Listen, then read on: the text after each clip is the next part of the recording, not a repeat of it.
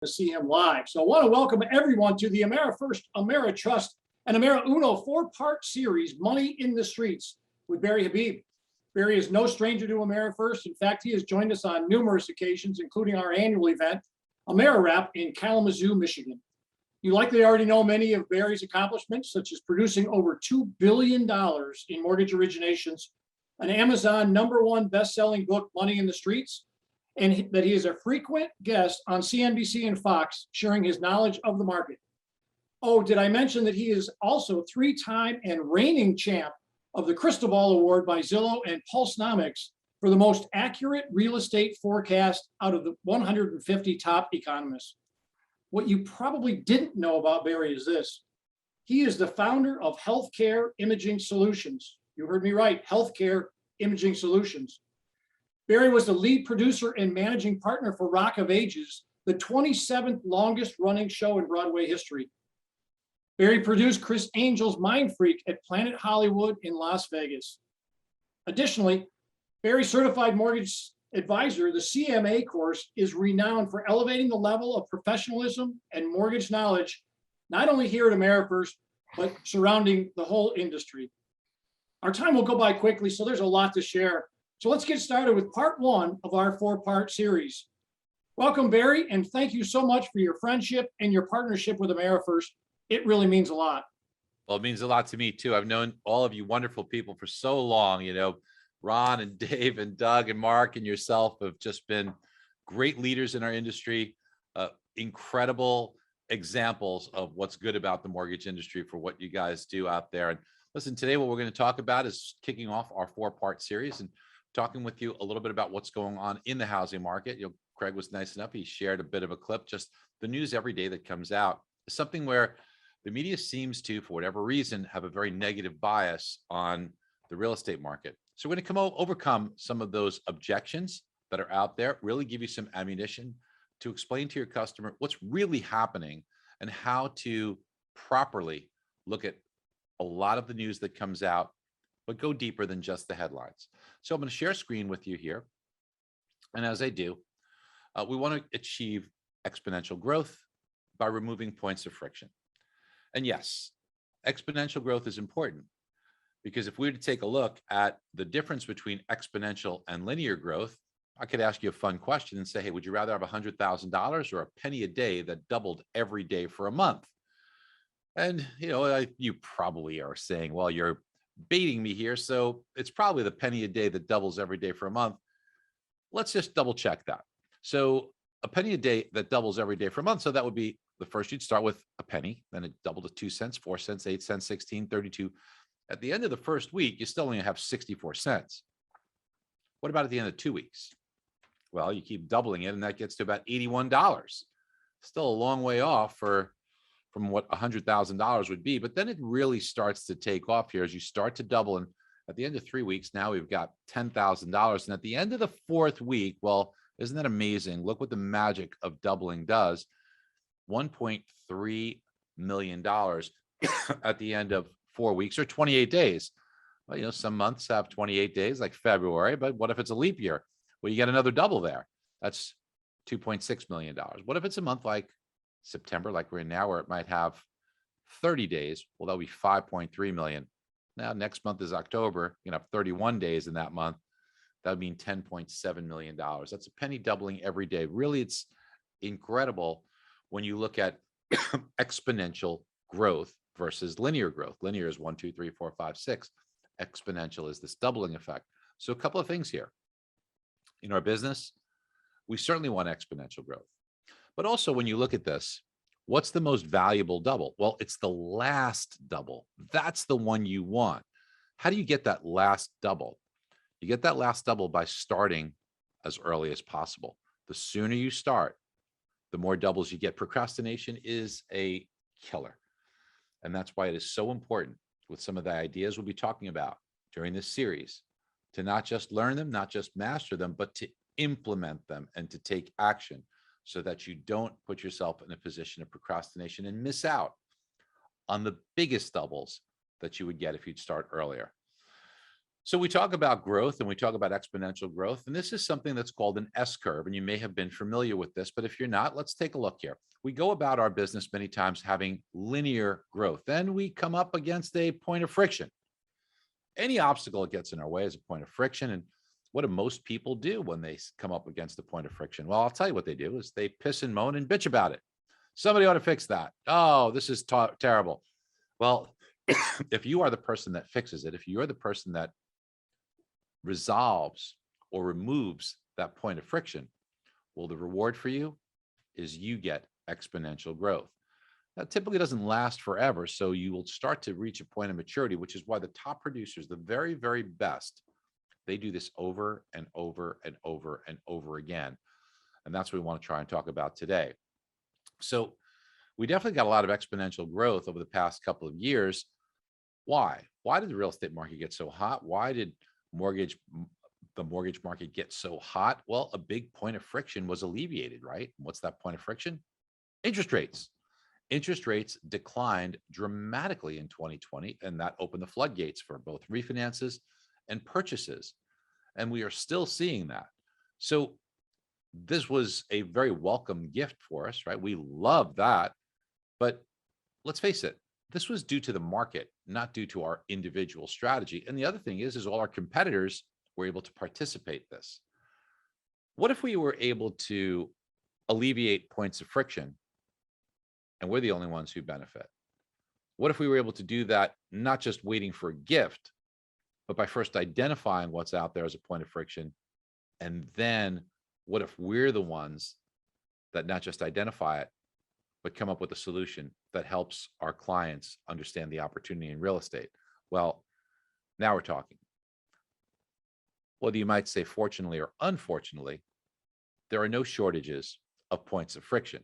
So the optimist looks at it and say, well, that's good. That's more that I could fix and gain advantage of. And let's first identify a big one out there. And that is there a housing bubble? Well, this is not something that's new.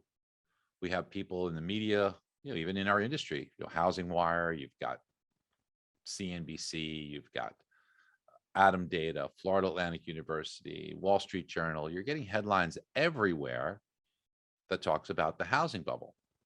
As I said, this is not new. Let's take a quick walk down memory lane. And here's our girl, Diana Olick, who has been perfect. She's been perfectly wrong for a very long period of time. So in January of 2014, okay, we're going back quite a ways here, almost 8 years. She said that construction's up, but are we building too many houses? Huh? You guys think there's too many houses that were built? How about in October of 2015? She says, housing today, well, in 2015, it's a bubble larger than 2006. Now, wouldn't you guys have loved to bought a bunch of houses in 2015 and 2014? But while this is just a few select clips, she kept up on it in 2016. Same story. We're in a new housing bubble. Oh, really? Okay. Well, home prices kept going up. In 2017, home ownership doesn't build wealth, a study finds. Well, if you were buying homes in 2014, 15, 16, and 17, you think you might have built a little wealth? I think so. How about in 2018? It's better to rent than to buy in today's housing market. How about all those people that listened to her and rented in 2018? You think it was better for them? How about in 2019? The housing market is about to shift in a bad way for buyers. Well, this is right before one of the best years the housing market's ever seen. And in 2019 again, next year will be hard on the housing market, especially in these big cities. Was 2020 hard on the housing market? In 2021, there's been a bunch of them. Housing boom may be cooling as mortgage demand drops. Again, housing boom is over. Fed is stoking another real estate price bubble that will wipe out home equity. Home buyers sign fewer contracts in July as high prices chill the summer market. Team, this is nothing new. This is something you've had to deal with because your customers are fearful because the media continues to pump this out. So as I've told you, Diana Olick's been perfect. She's been perfectly wrong for all these years. Why she stays married to this position, I don't know. As we take a look here, team, what you could see is that we have a chart that I've put up that's been a very reliable chart for a long time. And what this chart shows is it shows how many people were born in the United States every year, going back to 1928. So this is the silent generation, the baby boomer generation, Gen X, and then the millennials right here. So you could see how many people were born in millions every year in the US. What I want us to take a look at is the median age of a first-time home buyer. According to Zillow, that's 33 years old. So today, someone shopping for as a first-time home buyer, the median age for them is going to be around 33. So what does that tell us? When was that person born? So depending on when their birthday was, a 33-year-old today was either born in 1987 or in 1988. So I'll show you on the chart where that is. That's right here. Now, when you look at this chart, if you would do me a favor, I want you to look at this chart and tell me, do you notice something that happened to births 32, 31, 30, 29, 28, 27 years ago? What happened to birth rates? They went up quite a bit, didn't they? I mean, they exploded. So what does that tell us about 33-year-olds that will be coming to the market in the next few years? Well, it tells us that we're going to see a lot more first-time home buyers coming to the market. It's not a whole heck of a lot of inventory. So this tells us that demand, while it's strong, expected to increase pretty dramatically. You see how smooth this increase has been over the last decade, very, very gradual. Well, it's about to take a major shift higher based upon births from 33 years ago. Now, when we accurately called the housing bubble, this was one of the charts we looked at. I had a company I sold back then in 2007. I was on CNBC regularly telling people, hey, don't take out neg-am loans. Don't take out interest-only loans. I'm not comfortable with the housing market. I'm not comfortable with the levels of appreciation. And I used to get some hate mail for it. We were right. But let me show you one of the reasons why we were right was just looking at the same chart. Now, in 2006, when we started putting up warning signs, we looked at the same chart and we thought about that first-time home buyer who drives the market. And that first-time home buyer in 2006, if they were 33 years old, that means they were born 33 years before that or in 1973, which is right there. Now, you notice what happened to birth rates right here in 1973, and then notice how low they stayed, the lowest amount of births since the 1940s. What happened? Well, in January of 1973, the Supreme Court ruled in favor of making abortions legal. Because of that, births plummeted and stayed low for a while before recovering. What was the result of that? Well, 33 years later, in 2006, there were a lot fewer people that were out there to buy those first-time homes, which then starts the whole cycle and the engine of the move-up buyer, move-up buyer, move-up buyer, and really drives the housing market. Now, notice this chart pattern here. You see how it goes up, way down, stays down before recovering. Well, it's the same thing here. Up, down, stays down before recovering. It has to be the same because this happened 33 years ago, so it's going to show up into the future as well. This is something that we need to know, that these individuals who are born, they're coming. And when we take a look going forward, look at what's about to happen. In the future years, the rate of first-time home buyers coming to purchase homes is going to increase. Now, let's throw in how many homes builders are putting up at the same time. So as we look at this, we're going to show you some gold bars here that will tell you in all these years how many homes builders put up. Now, notice how it was pretty close in the early 2000s, but then something happened in 2006. 33 years after abortions were made legal, you have home ownership amongst first-time home buyers dropping dramatically. But I guess builders didn't get the memo, because what did builders do? They built more homes than they ever had before, about 2 million homes when there was only 900,000 households that were formed. This imbalance tipped the scales in 2006 and started the housing bubble. In 2007, it was even more dramatic. 1 million more homes built than the amount of households formed. 2008, about 500,000 more homes built. And by the time we got to 2009, there was a full-blown housing bubble in effect. this is what caused prices to decline and put us in trouble. And people compare what's going on now to this time, but today is very different. If you want to know why home prices are rising so rapidly, if you want to know why the housing market's so hot and why there's a lack of inventory, look no further than this. You have a lot more households being formed, but builders are not keeping up. And builders aren't going to keep up with this either.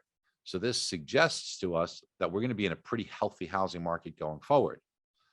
And when you start talking with your customer this way, it's a lot different than a customer saying, hey, look, I'm hearing a lot of stuff about the housing bubble. I mean, I'm a little worried. Should I be worried about it? And a salesperson saying to them, oh, it's great. Oh, housing's still strong. Oh, it's going to be fine. That's very different than having a discussion and explaining with real statistics and logical facts where it's going. Now, once again, look to the future. The future shows that we are going to be seeing an increase. So home prices more than likely will be very well supported. Now, when we talk about a housing bubble, well, you need something to sell. And a lot of people like to compare 2006 and 2007. Well, did you know in 2007, there were 3.7 million homes for sale? Today, 1.2 million homes for sale. Dramatically less amount of homes for sale today. And when you also look at how many households there were, well, in 2007, everybody lived under about 116 million roofs. Well, today, well, the most recent data is from 2020, so it'll be even more in 2021. Everybody lives under 128 million roofs. That tells us that there is 12 million more households with 3 million fewer homes for sale. How are you going to have a bubble if there's more demand and less supply? Now, appreciation is probably a little too hot for my liking, but it's not all bad, as people wind up being in a position where they can remove mortgage insurance, they could pay off debt, they can buy a home that's of greater value. They're creating wealth for themselves by owning a home. They're not missing out. But yes, appreciation is accelerating. Here's where it was on an annual basis year over year. And you could see now it's at 16%, probably a little hotter than we'd like, but this is not showing signs of a slowdown at all as the level of appreciation continues to accelerate. Now, the media gets it wrong when it comes to affordability. And you probably are hearing things about how it's difficult for homes to be affordable because the home price keeps going up, but incomes are not keeping up with it. This is something Diana Olick talks about all the time. Adam Data, housing is miles away from being affordable. The Wall Street Journal, Housing Wire, Florida Atlantic University studies. But they don't look at the right numbers and they don't look at the right mathematics. Let's examine this carefully so we can get this right. First of all, they look at median home price, which is recently up 24%. That's pretty big. But median home price is not appreciation. As you probably know, median means half the sales above that number, half the sales below that number. And that skews the median home price higher. It's currently 359,000. But the thing is that that's up 24% from last year. Why? Because there's a lot more inventory on the upper scale, homes above $1 million. They're selling in greater numbers because there's more inventory. Because of the lack of inventory of homes under $250,000, there's less sales there. So it's skewing the median home price higher. Median home price is one measure, but the real measure that you want is actual appreciation. How much are all homes going up on average? And that number is, as I mentioned earlier, 16%. Now you could say, okay, well, Barry, okay, it's 16%, but man, hourly earnings are only going up 4%. Doesn't that mean it's less affordable? Well, let's take a look at this. Hourly earnings is important, but people could work more hours. People could work less hours. People also, if there's a high demand, could be getting paid a lot of overtime, which often pays time and a half or double time. So what you really want to look at is not just hourly earnings. You want to look at what are they making on a weekly basis, which is known as weekly earnings. And as you can see, weekly earnings are up much more significantly. It's actually about 7.5% right now. Hey, you might say, well, Barry, still 16% appreciation, 7% earnings seems to me like it's less affordable. Here's where the math comes in. Let's do this together and let's watch. We'll look over this carefully.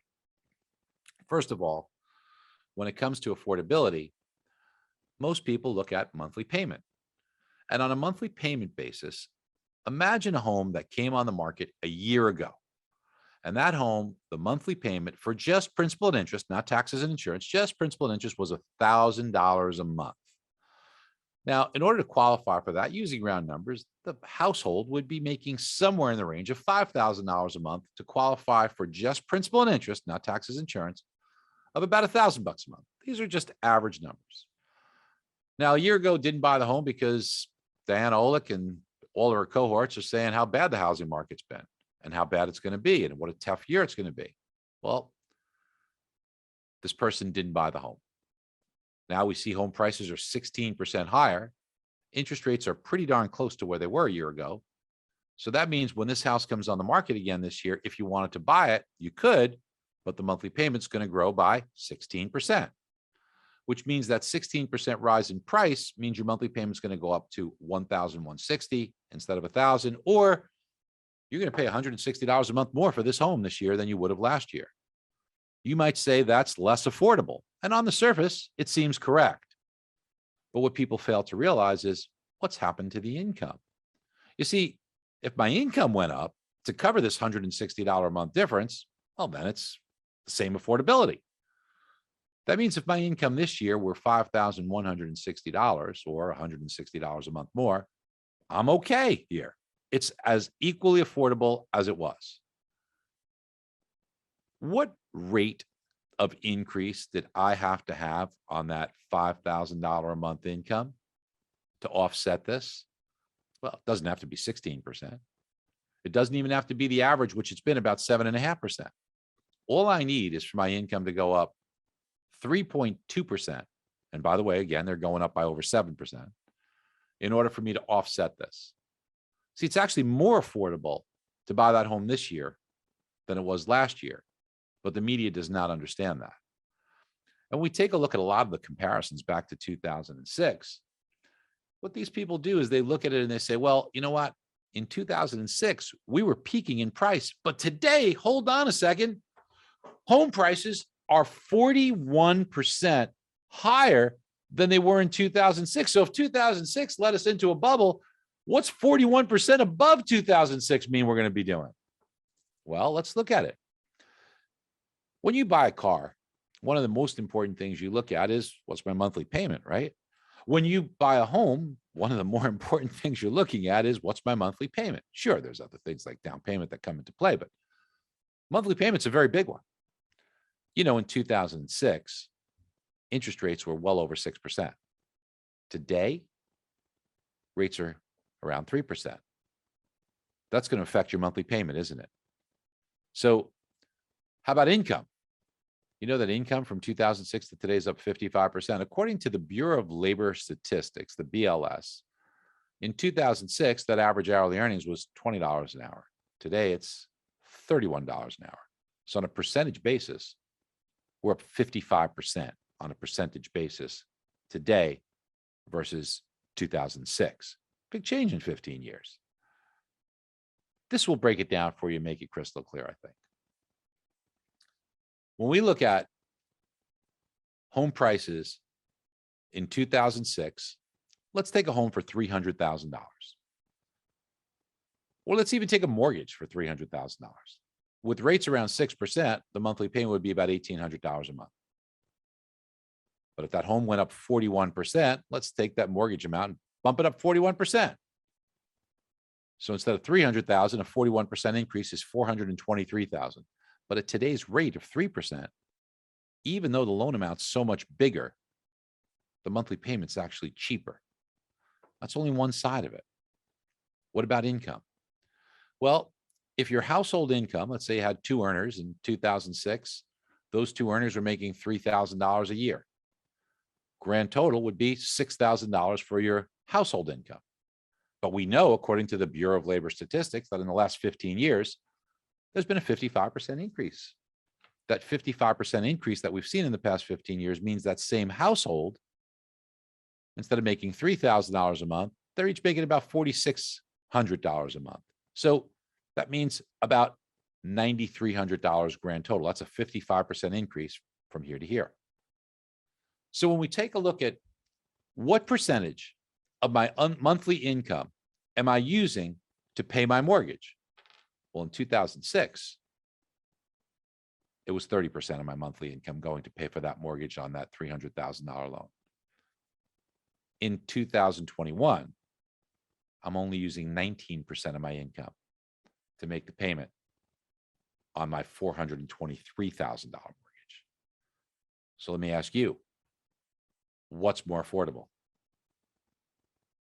Clearly, the home today is much more affordable, even though it's risen in price. And that's why when we talk about these things, we want to look at these things from many different angles. Sure, we're going to look at supply and demand. Sure, we're going to look at demographics and household formations. But we also want to look at this affordability and how home prices have increased, how interest rates have changed, and how incomes have changed during that time frame, so we could see what is the burden on someone. In 2006, the burden was 30% of their income. Today, that burden is 19% of their income. And of course, home equity has grown much, much greater. You know, in 2006, the average amount of equity somebody had in their home was 35%. Today, it's over 60%, 64% home equity in a home. So much, much, much safer. If you think about this, just in the past year, home values have gone up 16%. If somebody put even 5% down on that home, that means they've got over 20% equity in that home. If they ran into trouble making the payments, there's equity to protect. Remember in 2007 and 8 and 9, people owed more on their homes than the value of their home. So therefore, they were forced to do things like foreclosures and short sales. Here's a statistic for you. The amount of foreclosures today is 0.2%. And when you factor in that 34% of all the homes that you see out there have no mortgage whatsoever, that's the equivalent of looking out. If you were in a helicopter and you looked out and you saw 750 homes, only one of those homes would be in foreclosure. Now, one is too many, but these are the lowest numbers that have ever been recorded. Folks, what I wanted to do is take the first half hour with you and give you some statistics, food for thought, ways for you to combat what's out in the media. But now what I wanted to do was answer some of your questions and some of the things that you may be seeing or experiencing out there today so that we can address them. And any questions that you have or any clarifications that you need, that's what I'm here for the next few minutes to discuss with you together. Yeah, awesome. First segment here, Barry. Thanks so much. And feel free to load up the Q&A queue down at the bottom of your screen on the Zoom platform. It looks like Mark's got the first question. Mark, take it away. So my first question, Barry, is do you ever expect Diana Oleg to invite you back onto CNBC again? Well, you know, Diana and I have not seen it eye to eye for a very long time, as you could see. And the problem with Diana, Mark, is that sometimes, look, it's humbling to admit that you make a mistake, and it's easy to stay married to a position. But as John Maynard Keynes said, you know, when the facts change, I change. You know, what do you do, sir? That was his response, that very famous quote. It doesn't appear that Diana Oleg is giving up on this, even though she's been very wrong. She just refuses to either understand that. But here's the other thing that the media has a bias on. There's a part of your brain called the amygdala. And the amygdala, when there is fear or concern, it is designed to make it more meaningful. We remember certain negative events more clearly than we do just everyday events. And those negative events are imprinted as a safety mechanism. It's a survival mechanism. So the amygdala, what it does is it imprints it on your brain in a way that allows you to recognize something similar to that, so that you know that if you put yourself in a dangerous position, there was a bad outcome, the next time it feels like that, you can avoid that to survive and protect yourself. Well, the media is very aware of this, which is why whenever you watch a news program, it is predominantly very negative, bad news, because they know that it kind of zones you in and you remember it more clearly, and that's good for advertisers. Diana Oleg, I think, is very aware of this, which is why she specifically has been very, very, very negative on housing. It's not because she wants to do good for these nice people in real estate or mortgage, or these nice people that want to purchase a home or get out of renting. She doesn't care about that. What she cares about is ratings and her own career and making her ratings go up, whether she's right or wrong. People forget about what she said in 2015, except for Barry Habib. Bridget asks, what will happen when foreclosures hit the market from homeowners that lost their job with COVID, or they got a foreclosure but can't pay it back? And she says, well, a follow-up question, will our house values go down with the foreclosures? So I think what you really mean is forbearance. So forbearance is a tool that was used to help people during COVID. So here's what we found out in doing the statistics, and we went through all the numbers. So right now there's 1.5 million people still in forbearance. There have been over 6 million people that entered forbearance. So we've had close to 5 million loans exit forbearance already. 24% of them never missed a payment, always paid their mortgage on time. So they just had it as a backup. We had over 20% of them were in a position where they were qualified, but they just took forbearance anyway, even though there was no hardship, because you didn't have to prove hardship. And when you go through the statistics of 18% of them sold their home, 26% of them refinanced their home. When you find out of all the people that have exited forbearance so far, there is 0.65 of them, less than 1%, 2/3 of 1% of those people put themselves in a position where they had to come up with either a short sale or a foreclosure solution. Obviously, there's a huge lack of inventory. So those 2,000 units that would come on the market are very, very shy of the millions of units that we need to make this market, more closely resemble a more balanced market. Remember, there's 3 million fewer homes for sale than there were. We could easily add 1 million homes for sale on the marketplace today. It'd probably make for a healthier market and still see appreciation because the population demand is still there. We won't get that. You won't get anywhere near that. You're not going to get another 1 million units for sale, but you may get another somewhere in the neighborhood of 10, 20, 30,000 units for sale. It's a dry. It's like it would be like taking a can of water and sprinkling it on the sand in the beach. It's going to get absorbed very, very quickly. And let me add to what Barry's saying, because I'm boning up for a speech on this with a local TV station, and the post forbearance options right now are so much more friendly than they used to be. Somebody can literally just start making their old payment again.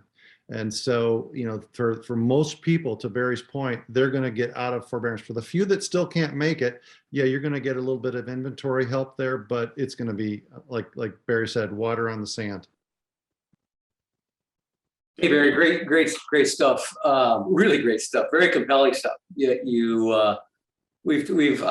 entertained the bubble question time and time again, and I thought I had great answers, but dude, I got really good answers now. Really compelling. So we've got loan officers, and we have realtor partners on the call. I think you've talked a bit about inventory, and I think that is extremely encouraging.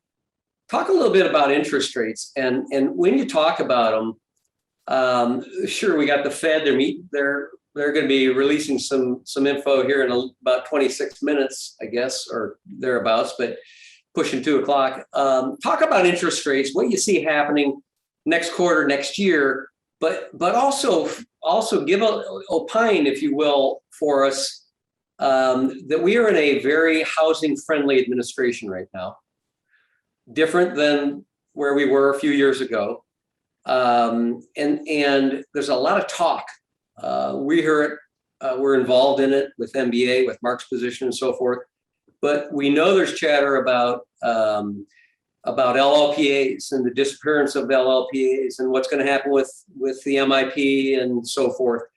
What's that? That also has to supercharge it also makes rates kind of artificially come down, whether they go up or they don't come down. Give us a little bit of your wisdom, your insight on how rates are going to do, how you see the general rate trend, but maybe how some of the activities that will happen as a result of the housing, just the administration, how they're view on housing is vis-a-vis LLPAs. Kind of talk to us about that, if you would. So I'm not, as far as regulation, that's really not my area of expertise. So I'm not gonna really opine on that because there's a lot better qualified people than I. But as far as your first question with regards to interest rates, we have made some really good calls on rates. If you remember, we did forecast that we'd be in a recession, and we were before the shutdowns happened. We entered a recession in January of 2020. The lockdowns were third week of March. So, but way before that, we were already in a recession. We were headed that way. We saw rates coming down, forecasted the 10-year treasury to go to 1. Everybody thought I was nuts. People made fun of me. Rob Christman made fun of me, said that'll never happen. Went to 1%. When it did, then Fox had me come on in front of everybody. They said, okay, Barry, you were right on that. Now where's the 10-year treasury going to go? And I said, it's going to probably hit 0.5%. And they laughed at me again. And then a guy, you could pull up the clip, guy says, no way that's going to happen. I want to debate you on that. Well, a few weeks later, it hit exactly. If you look at the all-time low on the 10-year treasury, it's 0.5%, the exact target that we'd set. So I feel pretty good about our interest rate predictions in the past. Going forward, you never know what's going to happen, but I will tell you this, it's my opinion, you have not seen the low in interest rates. I think there are recession-like conditions that are brewing for 2022 or 2023. Whether we get the textbook type recession, I'm not sure, but I know this, that the level of debt that we have, and it's going to increase. And debt slows economic growth. It acts like a ball and chain on economic growth. And what happens is that slowdown in growth pressures interest rates lower. Our rates here in the US are above many other places around the world who have negative interest rates or lower interest rates. So I do think there will be continued demand from around the globe for higher yield. I think this continues to pressure yields on the 10-year treasury over time towards 1%, probably below 1%. And as we enter in some sort of recession-like conditions, we more than likely test or break to the lowest levels ever in interest rates. Now, you also mentioned the Fed. Yes, there is a Fed meeting today. The Fed's not going to do anything. There's much talk about tapering, which means buying less mortgage-backed securities. But there's a lot of confusion. You see, the Fed's been lying to us. They say they buy $40 billion a month in mortgage-backed securities. Baloney. They're buying over $100 billion. They've averaged $114 billion every month. What's the discrepancy? They are not counting what they are reinvesting.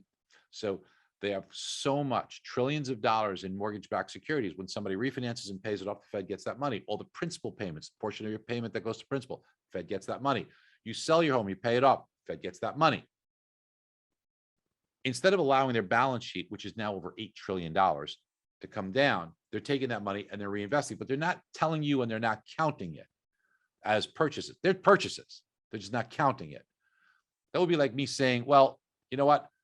In GDP, you shouldn't count food because I'm just resupplying myself with what I've wasted. Okay. So yeah, that's a crazy argument. I'm buying a new car to replace the old car. Don't count it in GDP. Of course you count it. So what people have to understand is the Fed's not buying 40 billion. They're buying well over $100 billion a month. So if the Fed were to say that we're going to taper maybe by 25%, that's 25% of the 40 billion. So people look at that and say, wow, it's a big deal. It's going to be 25% of the total. No. It's less than 10% of the total because it's really about 110 billion that maybe they cut it back $10 billion by. So there's still going to be plenty of purchases by the Fed. There are outside sources which will make up the rest. I don't see it as being a big problem. Maybe there's some unsettling times initially, but it's going to be just fine there. Now, when it comes to the Fed's ability to even start to taper, they can't. Because number one, we saw the jobs number, and the Fed's really tied to the jobs report. The jobs number last month was a stinker. So they don't have the ability to say, hey, jobs are strong. So we're going to be kicking the can down the road till November anyway, till the November meeting. The second thing is that the Fed is also looking at the most recent inflation numbers, that according to the CPI, Consumer Price Index, that came in lower. The core rate of inflation year over year went from 4.3 to 4%, but they got that wrong too, because the way that inflation is, it's based on the last 12 months. So as you get the new month's inflation data, it kicks out the oldest one from 13 months ago. The comparisons for 13 months ago, that was a higher number. So you priced it with a lower number, it looks like it came down. But now the future replacement numbers, as we get into replacing September of 2020, October of 2020, November of 2020, December of 2020, with those corresponding months in 2021, the numbers that we will be comparing to were much lower last year. So we're going to be probably seeing higher numbers. So inflation is going to build back up, and the Fed is going to be in a position where they might have to act. But right now, they're saying, oh, well, inflation's coming down, jobs numbers aren't there. They're not going to do anything right now. The third thing that the Fed has to contend with is they're under scrutiny now. There's Barkin, there's Dallas President Kaplan, there is the chair, Jerome Powell, and then there's Eric Rosengren from Boston. These four Fed members were making trades in their personal accounts based on items like mortgage-backed securities that the Fed was purchasing. So they knew the Fed was purchasing this stuff, and they were profiting on trades that they were making. The most egregious, and I don't know how he's going to defend this, was Eric Rosengren. He made 37 multi-million-dollar trades of mortgage-backed securities, knowing that the Fed was buying these. 37 multi-million, that smells. Now, according to the Fed's charter, which was created a long time ago before any asset purchases or QE, they can hold these securities, but that's before it. The rules are going to change. But meanwhile, in today's press conference, if you want some good entertainment, watch it at 2:30 p.m. Eastern, because the media is going to talk to Jerome Powell and say, what are you doing about this? How do you feel? So the Fed is distracted. Remember, these are human beings. If you're under scrutiny and you're, under question, you're not necessarily thinking clearly about, oh, should I be tapering or not? You're going to be on defense. So I think for all these things, you're not going to hear anything about taper today. If anything, maybe in November, we start to hear about it. And if they do it, because of what I explained earlier, you're not going to get a lot of activity because it's a small portion of what they're really buying. Yeah, you're muted, Dave. I think that was good news for the mortgage industry, what I heard you say there, Barry. Yes. But I think you're right. I think it's going to be entertaining this afternoon. So tune into that. Yes. Yes. Thank you, my friend. Thank you. So let's do one more or two more real quick here. All right, I got a number of questions about your chart and how the next 3 years are going to look. So Mauricio says, I'm going to read a couple of them here. What I'm understanding is prices should continue to go up for at least 3 years. Is that correct? And then Lori says, one of the charts showed the prices increasing until 2023. Do you think 2023 is when we will see a drop, or did you just run out of room on the chart? Here's the thing, team.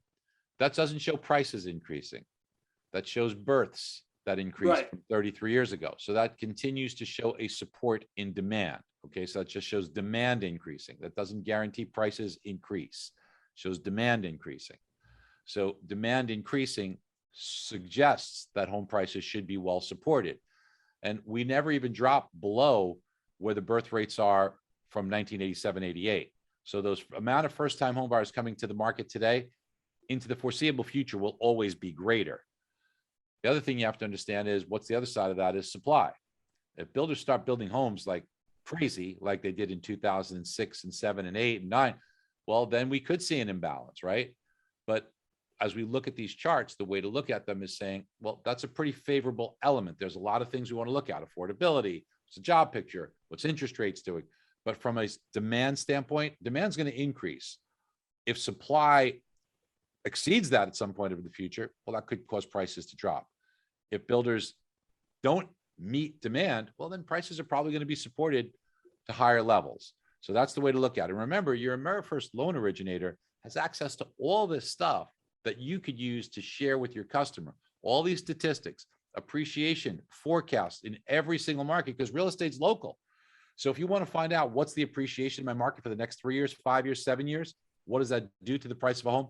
Just ask your AmeriFirst loan officer. In less than 10 seconds, they'll give you in your zip code a real estate report card that will show you all that, including household formations, what builder permits are, so you can see what the demand and supply ratios will be, what the incomes look like, what the job picture looks like, what the demographics are, everything at your fingertips, and so much more that your AmeriFirst loan officer will be able to do for you. Yeah, AmeriFirst, AmeriTrust, and AmeriUno loan officers can do all of those things, as Barry mentioned. So with that said, I know we got to call it a day, but we are very excited for our second series, second show, and that'll be next Tuesday, 1 o'clock. So a little different time, day of the week, same time, 1 o'clock Eastern, Tuesday, and that is the 28th of October. Thank you, my friend. Appreciate you, and such great information. Can't wait for 2:30. Thanks, Barry. Thanks, guys. Be well. Thanks, Barry. Appreciate it, man. Have a Always great good. rest of your day, everybody. We'll see you back here on Tuesday, the 28th, 1 o'clock Eastern. Thank Take you care. so much, guys. Thank you so much.